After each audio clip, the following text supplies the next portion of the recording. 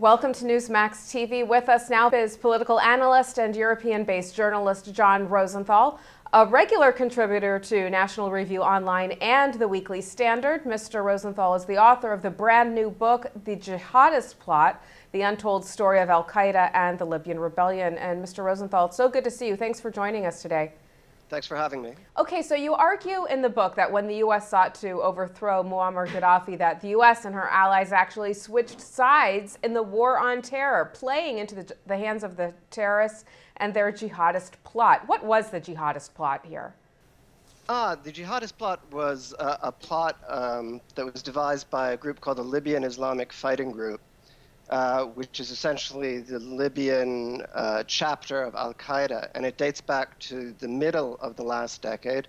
And it was a plot to use some of the classic forms of jihadist terror, such as, for instance, suicide bombing, in order precisely to overthrow the regime of Muammar al-Gaddafi. So when the rebellion started in 2011, or the protests started in February 2011, it was commonly presented in the US media and the Western media in general as a kind of spontaneous democratic uprising. But in fact, this Al-Qaeda-linked Islamist group was the directing force behind the rebellion, and they already had a very well laid out plan to overturn Gaddafi. Mm-hmm.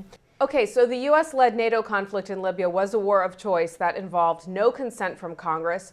What was President Obama's motive here? Is the administration short-sighted in not seeing the rise of radical Islam and radical regimes in Libya and in Arab Spring nations, or does it willfully turn a blind eye to the dangers of radical Islam?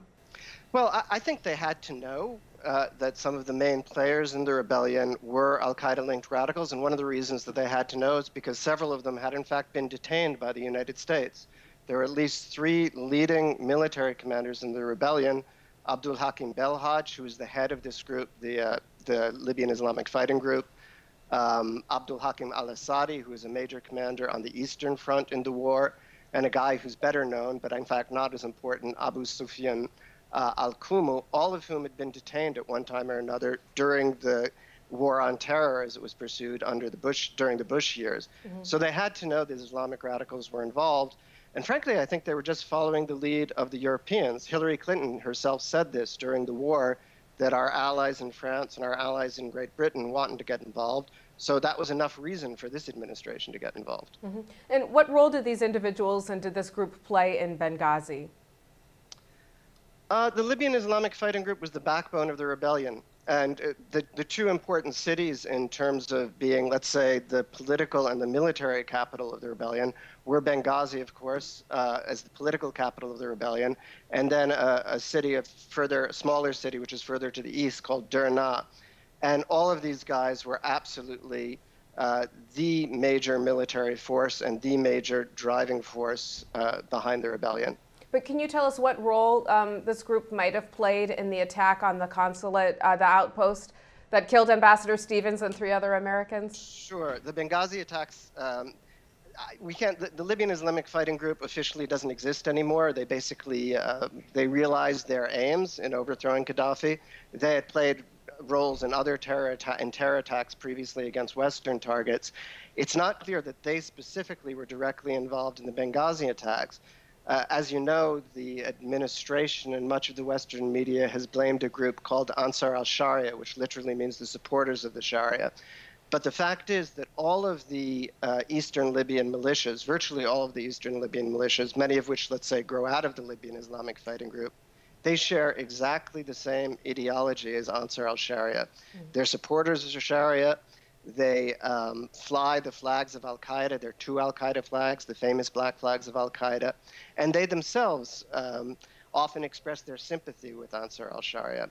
So we don't know which of these groups was directly involved in the attacks, but the notion that's been presented by the administration, and I think largely taken seriously or taken for granted by most of the media, that it was only this one specific little group, Ansar al-Sharia, that was perhaps responsible, is totally mistaken. All of these groups in eastern Libya share the ideals and share the methods of Ansar al-Sharia. Now, President Obama pledged that the person or persons responsible for the Benghazi attack would be brought to justice. Why is it that today no one's been prosecuted?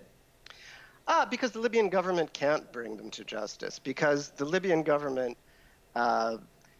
depends for quote-unquote security, especially in eastern Libya, but also in western Libya and Tripoli, on these Islamist militias, which, as I say, were the backbone of the rebellion. They never disarmed. That was part of their program. There was a sort of joint communique of the eastern Libyan militias after the fall of the Gaddafi regime and after the killing of Muammar Gaddafi just a few days later, in which they said, we will not disarm.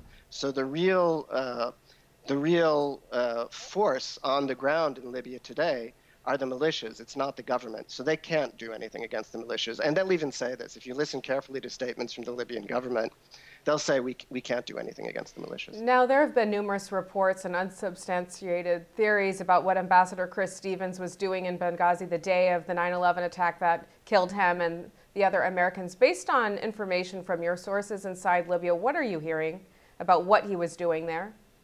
Yeah, to be honest, I know some of the reports which you've heard, which you're, I think, alluding to, that perhaps he was involved in organizing support for the rebels in Syria. I haven't had any concrete confirmation of that, but let me put it this way. It's extremely plausible because some of these groups, again, linked to the Libyan Islamic Fighting Group, that were main players in the Libyan rebellion, we know that they are also main players in the Syrian rebellion. A lot of foreign jihadists have been flowing into Syria. They're flying the same flags that the Libyan jihadists have flown, namely the black flags of jihad, the black flags of Al-Qaeda. And sometimes they're specifically lieutenants of this guy, Abdul Hakim Belhaj, who was the chief of the Libyan Islamic Fighting Group. And we know that they're involved in Syria. We know that de facto they were our allies in Libya. So it's at least plausible that Chris Stevens was involved in coordinating support for the Syrian rebellion. Is the West embarking on a modified Libyan scenario in Syria to depose Bashar al-Assad through supporting the rebels? Are we on the verge of repeating the same mistake here?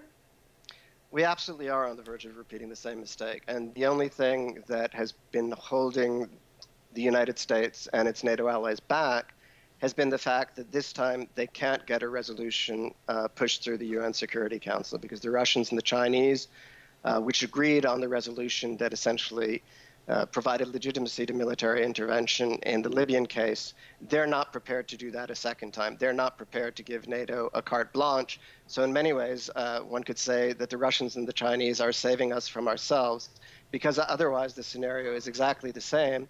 And this time, at least in the Libyan case, the rebel forces didn't take out their black flags of jihad. They didn't take out the Al-Qaeda flags right away during the rebellion. They came out right after the rebellion succeeded. In the Syrian case, the jihadist flags are all over the place. And they're on videos. Again, you don't need any sort of insider information. They're videos that are produced by the rebel militias themselves, flying these flags, also committing atrocities, maybe against soldiers, maybe against civilians, but documenting their own atrocities, which is something that Al-Qaeda and Al-Qaeda-related groups or kindred groups do. So we again know that the administration tries to say, well, they're jihadist groups and they're non-jihadist groups. But the military backbone of the rebellion in Syria, like the military backbone of the rebellion in Libya, are jihadists. There's no question about it. The book is called The Jihadist Plot, The Untold Story of Al-Qaeda and the Libyan Rebellion, available as an ebook and on paperback via Amazon.com. John Rosenthal, thanks so much for being with us today. Thanks so much for having me. All right, and thank you for watching Newsmax TV.